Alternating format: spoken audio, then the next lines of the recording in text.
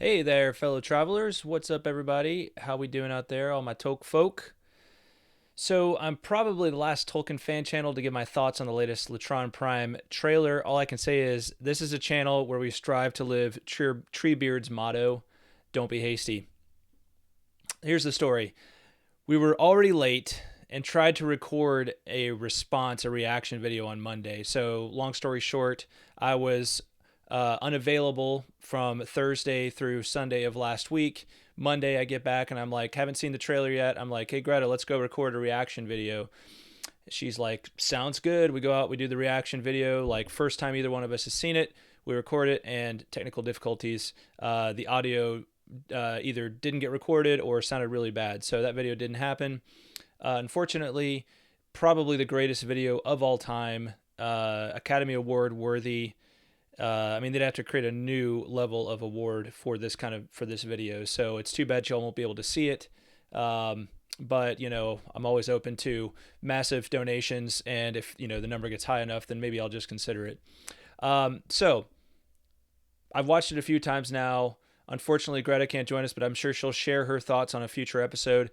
But really, we're getting close to the show itself, so it's I'm kind of getting to a point where I'm a little bit over the marketing. Right, the marketing is just exhausting. I can't keep up with all the things.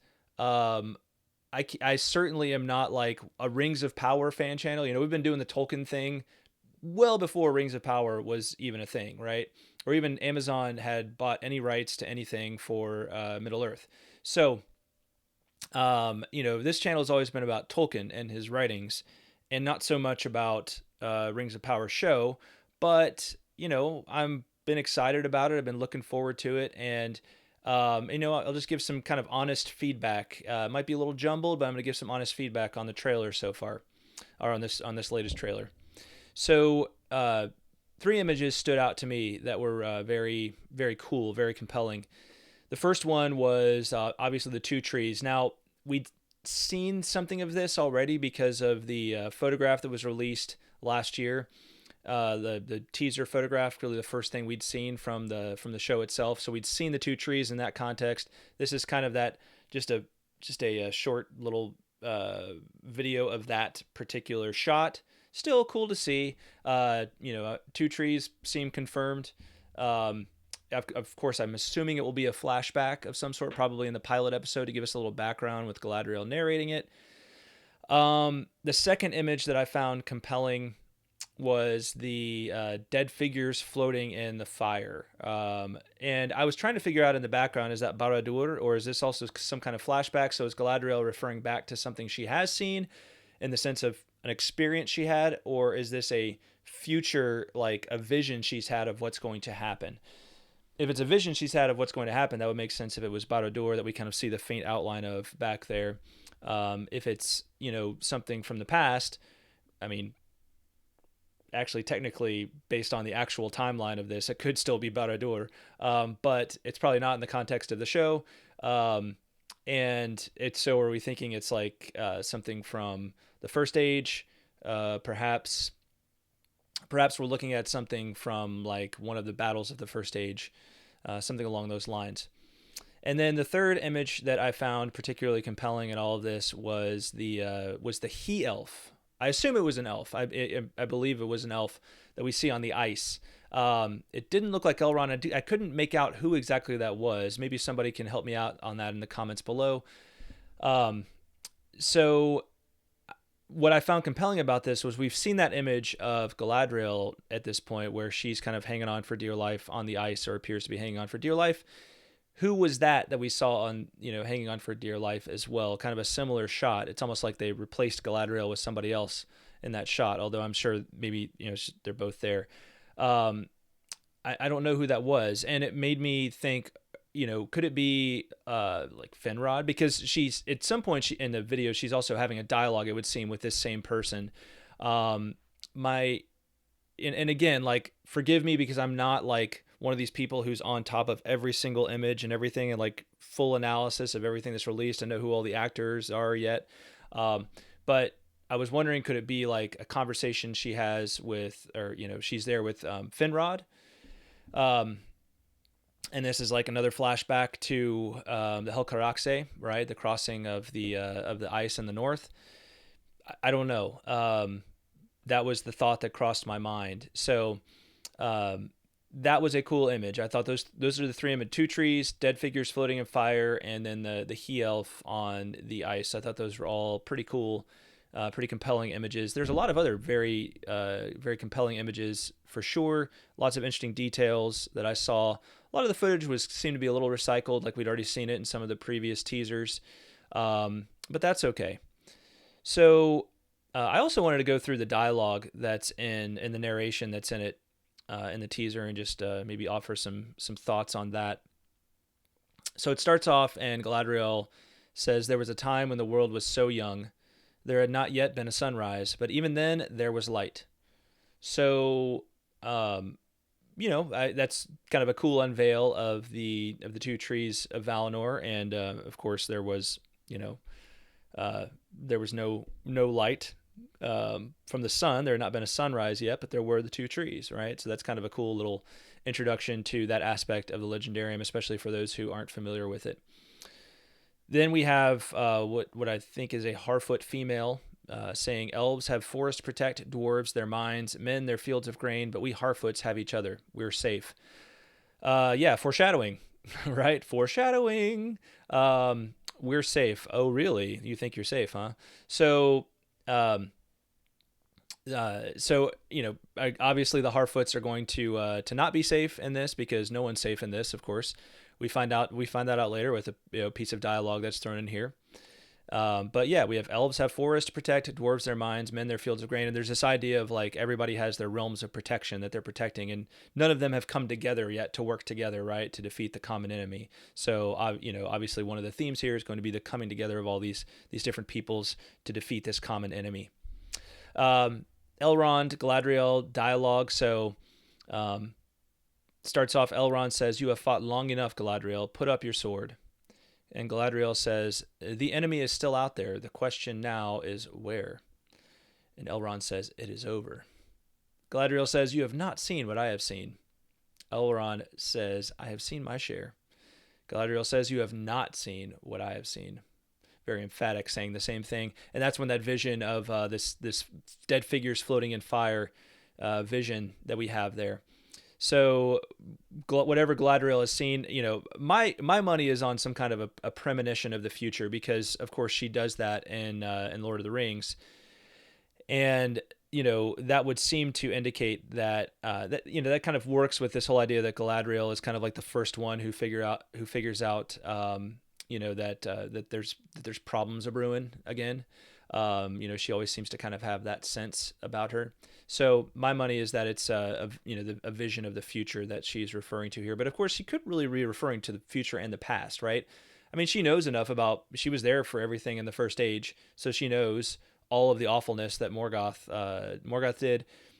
Likely, she knows that Sauron is still around somewhere, and how bad Sauron was in the First Age as well. So it's probably that she was referring to both future but also I think some kind of a vision in the future. And then we move to Gil-galad. I believe that's Gil-galad. I thought it was Celebrimbor at first, but I checked it and I'm almost certain that's Gil-galad because of the gold kind of leafy crown. So Gil-galad says, "Darkness will march over the face of the earth. It will be the end, not just of our people, but all peoples." I got Sean Connery in The Last Crusade vibes there with "the darkness will march over the face of the earth," right? And he's back in Indiana Jones in The Last Crusade, when Sean Connery's character is like, "Darkness will march over the face of the earth," right? That's what this made me think of. This is Gil-galad obviously trying to marshal the free peoples of Middle Earth to work against Galadriel. And then the dwarf says, "I am sorry, but their time has come." I think those are pieced together, so I don't think they're actually part of the same scene, but I think they're pieced together to seem like they're part of the same scene, but it doesn't really make sense that the dwarf would say, "But their time has come." Like, well, if their time has come, your time has come too, right? And it's like Gil-galad, like our people, but all peoples, like our people, Gil-galad would be referring to elves, not dwarves. So, and that's one of the problems with these like marketing things, and why I don't like to put a lot of like stock in them and spend a lot of time on them is because they have a specific purpose, and that's to market. Not there really has to be a question in your mind, and you should always take with a grain of salt. Is this actually going to be representative of the show? Um, I think a lot of this, obviously a lot of the visuals we're seeing are very representative, but the dialogue is pieced together for a intended effect, which is to get you to watch the show. So, and especially to get people who are not already just like dead set on watching the show to watch the show, right? So, then we have Arondir and Man One. The past is with us all. Or Arondir or Man One. I'm not sure who it was. It looks like it's Arondir who says it, but then I think it's the other man is talking to another man. So, but anyway, it says the past is with us all, and then the past is dead. We either move forward or we die with it. And then a dwarf says this could be the beginning of a new era. And seems to be holding some kind of material, which makes me think that there's some kind of material that they find that comes from elsewhere. And or they discover somewhere and they're like, hey, let's make some rings with this. Again, if they're making rings this late in the age, guys, I'm going to be beating this horse dead. And I the more I see, the more like little articles and those kinds of things slip out. I'm just seeing little details. But first of all, timeline compression, that's going to be a real problem. It is just going to be a problem, everybody. I don't care how you slice it. If you're a Tolkien fan, if you know the lore, it's going to be this big thing in your mind of suspension of disbelief. And what does Tolkien say in On Fairy Stories? He says the best fantasy, good fantasy, works because it enchants the reader rather than forces them to suspend disbelief. Right? That's what makes Tolkien's work so great, because he worked hard to make that happen. And when you change that in the story itself, you take away from the ability to enchant, especially for those who know his stories, who know the lore already. That is going to be it's going. I don't believe this show can be any better than a B, right? Because of that, because of the timeline compression. Okay, maybe B plus, and I could at the end of the day end up being proven wrong, but I just don't see how it can be an A plus kind of show, which is the only thing that is worthy of a work of Tolkien. I don't see how it could be anything but an A plus show when they've done this timeline compression thing. So, yeah, you've got to take that into account, and and just kind of live with it. So, it is going to be indeed the beginning of a new era, as this dwarf was saying.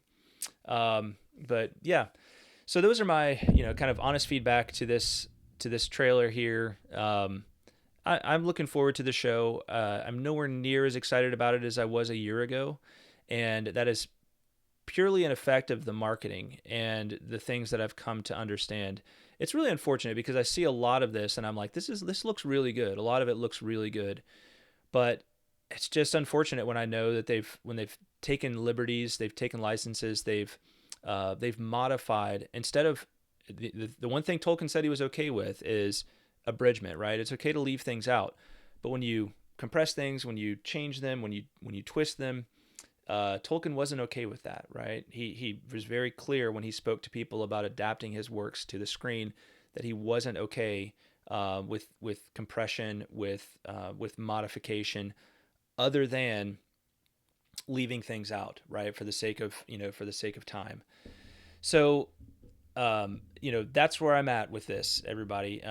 Now you can finally rest easy knowing what I think a week after this thing was revealed. Hey, don't be hasty. Words to live by, right? Okay, everybody. Well, if you liked this video, please hit that like button. Let's talk in the comments below, and do yourself a flavor and hit that subscribe button, everybody. We got plenty more coming from the Tolkien Road, and looking forward to talking to you guys next time we talk. Thanks. See ya. Bye-bye.